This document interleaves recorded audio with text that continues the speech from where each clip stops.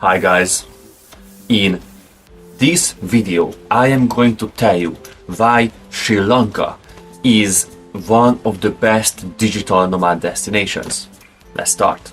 First of all, I want to tell you that I have been to Sri Lanka and that I actually lived on Sri Lanka for 3 months with my girlfriend, and it is kind of an interesting story because the war between Russia and Ukraine, it just started, and we were at the airport of Milan in Italy, and we heard the news all about this war between Russia and Ukraine, and it was crazy because our stopover would have been in Ukraine, and it was a chaos in the airport because every plane that was going to Asia had completely different routes and stopovers, and so we were sleeping at the airport in Milan and we were reading the news, and we realized that it is probably the best time to leave Europe for the better.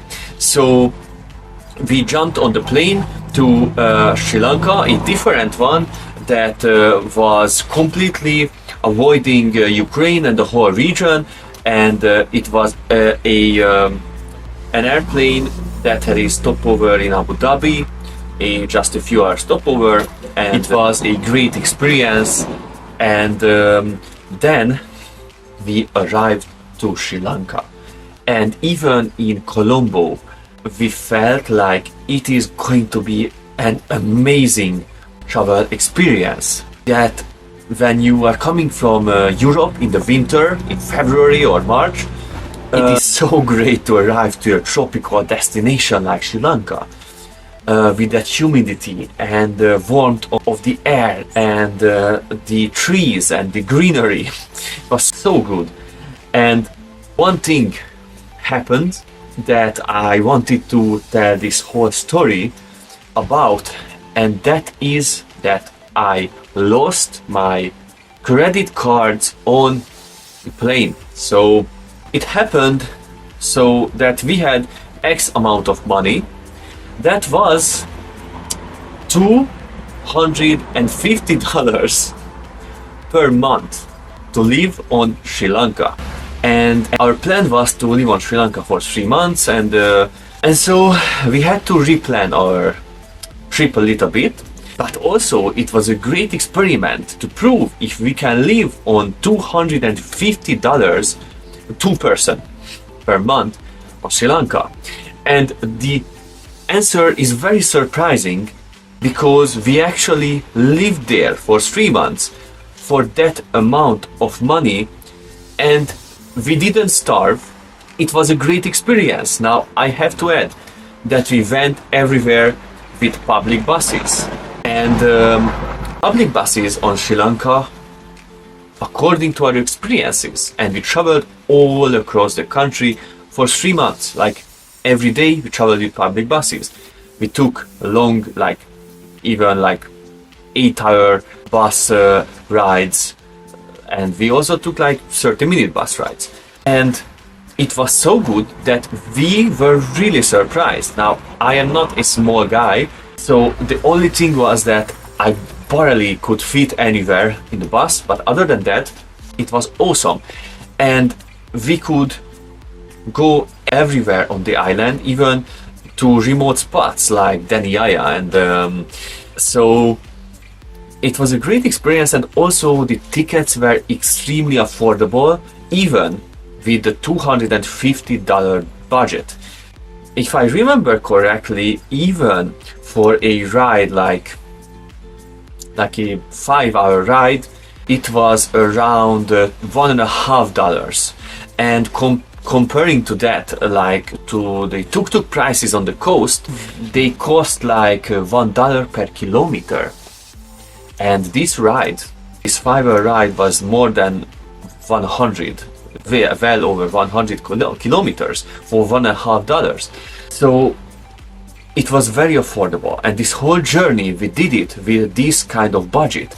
And the major concern, of course, was like accommodation, of course.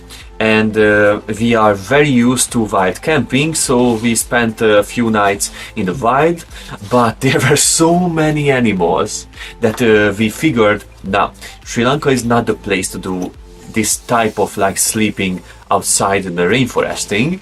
So we had to book accommodations, and surprisingly, even in Unawatuna, Mirissa, Ella, Daniaya, we could book places for around $5 per night, which was very surprising to us. Now, I know many of the digital nomads are not dreaming about like booking these kind of places and staying in these kind of places, but it is possible.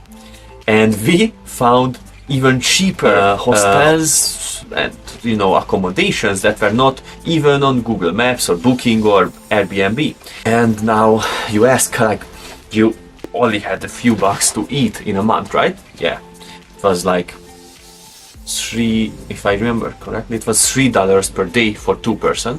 And it is even more surprising because it was possible. Now, I have to tell you, we didn't eat in like restaurants where the expats and digital nomads did so. We ate only in places where the local workers and like the cheapest places where you can eat for like a big rice meal for like $1 or even lower.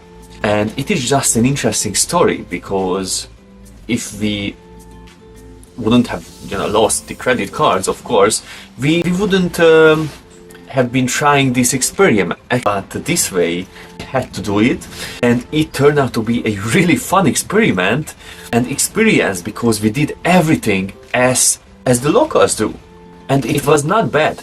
We really enjoyed Sri Lanka, and this way, because we couldn't pay more, we could go like kayaking for $5 for an entire day and this kind of stuff.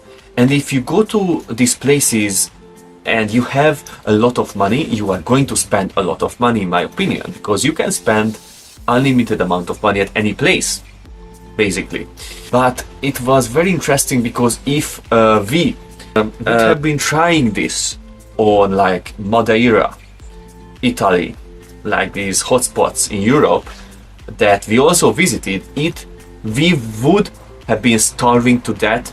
And it is like 100% honesty, because there, if you don't have a budget of at least like, I don't know, like 50 euros a day, you are going to be kind of starving. We feel like it is an experiment that we did so you don't have to. And also we felt that the accommodations that we went to, those little places managed by many times by old ladies and just wonderful old couples, they were really happy that we go there, because they said that like expats and digital nomads never visited their places.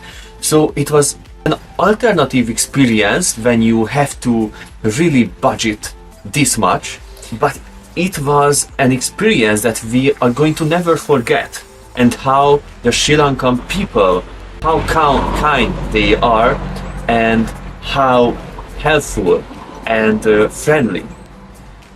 And I wanted to say this because, and I wanted to tell this story because it is one of our favorite stories that we experienced over the years. And these things can happen, and we didn't have backup plans. It was one of our first trips, and so we stuck with that amount of money for that period, but we managed to do it. And of course now we prepare much more, and of course we can pay with our phones and everything, but it was an interesting adventure that we could experience. And I don't know if I recommend it with the sleeping outside part in the jungle, I am sure I don't recommend, because Sri Lanka is full of wild animals, and we got to see those up close. And I slept with a huge stick like this, and when animals came, like, I just tried to scare them away. Of course, they don't really like people, so they just ran away, but it was still an interesting experience. Safe travels.